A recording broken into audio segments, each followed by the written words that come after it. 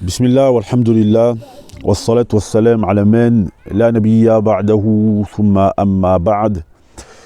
Mes frères et sœurs, je pense que vous avez tous vu ce qui se passe en France, les persécutions qui s'accentuent envers donc les musulmans. Donc la question qu'il est normal que tout musulman se pose, c'est donc quelle est la solution pour les musulmans de France. Alors Allah Azza wa Jalla nous a donné très clairement la solution dans le Coran, et malgré ça, il y a encore des gens qui essayent de trouver des alternatives autres que celles qu'Allah Azza wa Jalla nous a données dans le Coran. Il y a des gens qui disent oui, faisons des pétitions, manifestons, allons prendre des avocats, chose qui est totalement interdite en religion, de passer par ces institutions pour se défendre. Donc, quelle est la solution qu'Allah Azza wa Jalla il nous a donnée dans le Coran? Cette solution, mes frères et sœurs, elle est claire, elle est simple, elle est nette et elle est précise. Tout croyant musulman qui vit en France et qui a la capacité, il se doit de quitter ce pays.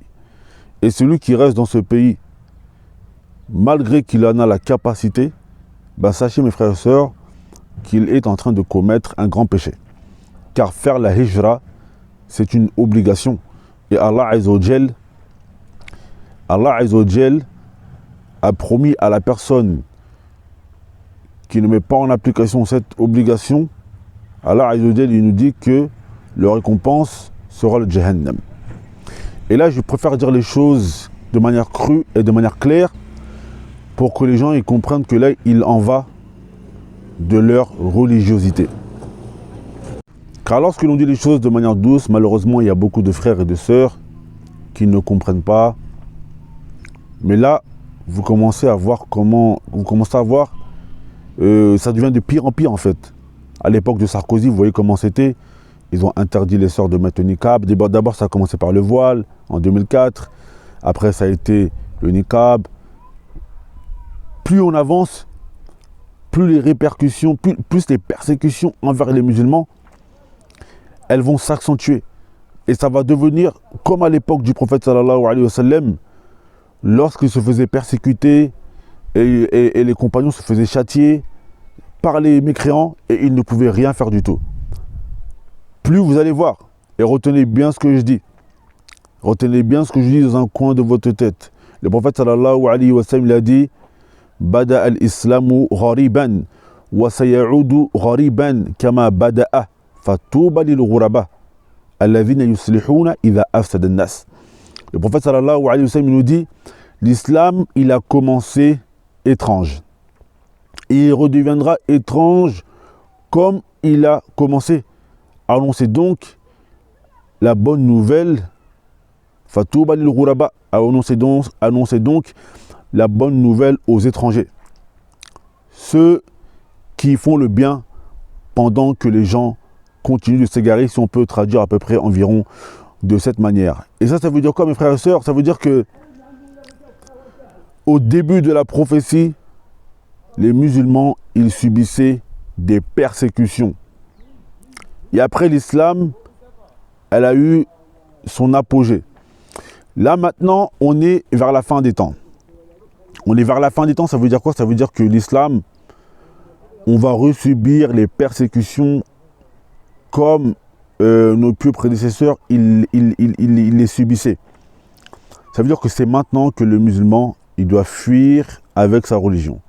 Wallah, je vous assure que aller en Suède, aller au Danemark, si vous ne pouvez pas partir dans des pays où il y a des musulmans pour l'instant, allez en Suède, allez au Danemark, je ne sais pas moi, allez en Angleterre. Ces pays-là, ils sont mieux que la France pour celui qui ne peut pas partir directement, qui n'a pas la capacité. Mais aujourd'hui, vous devez vous sauver vous et vos proches. Vous devez vous sauver, vous et vos enfants, parce qu'il va venir une époque où toutes les personnes qui auront même les passeports français, ça va être compliqué pour eux. Toutes les personnes qui auront même des passeports français, ça va être compliqué pour eux. Donc là, c'est l'heure de fuir, c'est l'heure de partir avec sa religion. Il y a des gens qui disent parfois, oui, j'ai des enfants, je ne suis pas marié. Même si tu as des enfants et que tu n'es pas marié, essaye de fuir, essaye de partir. Parfois, il y a des gens qui trouvent le moyen d'aller acheter des billets d'avion pour aller en vacances. Faites la même chose, mais pour faire la hijra, et Allah Azza wa Jalla va vous faciliter. Il y a des compagnons du prophète sallallahu alayhi wa sallam, elles ont fait la hijra toutes seules. Donc mes frères et sœurs, là on ne parle pas d'un sujet qui est simple. Là on parle de notre religion. Et la religion, c'est ce qu'on a de plus cher. Donc là, les musulmans de France, vous, ceux qui veulent préserver votre religion, vous devez quitter ce pays. Quant à rentrer dans les choses qui sont interdites, aller porter plainte parce qu'ils sont partis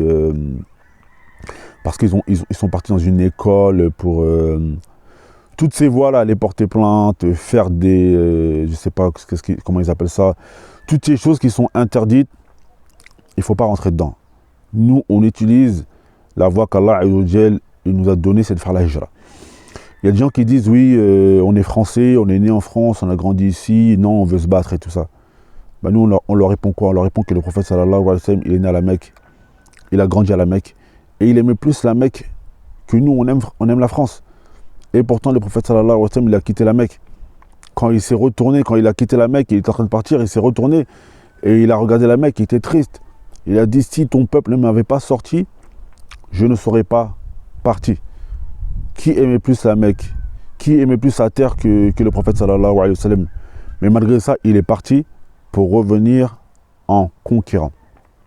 Donc, se battre en France, c'est quelque chose qui n'est pas possible de nos jours.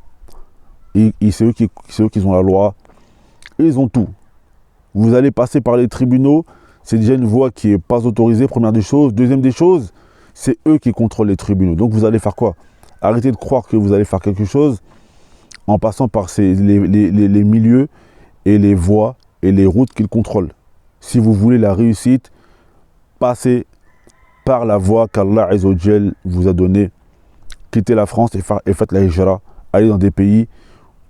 Pas obligé d'aller au Maroc, au Sénégal, au Mali. Si vous ne pouvez pas pour l'instant, allez au Danemark, allez en Suède, allez, je ne sais pas, allez en Angleterre, allez même en Espagne. C'est des pays où vous pouvez mieux pratiquer votre religion qu'en France.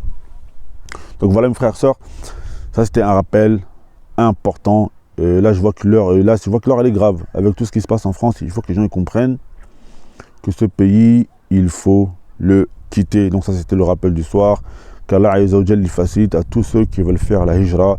Invoquez beaucoup Allah Azza wa Jalla, revenez beaucoup à Allah Azza wa Jalla, priez, faites des aumônes et Allah Azza wa Jalla il aide les croyants.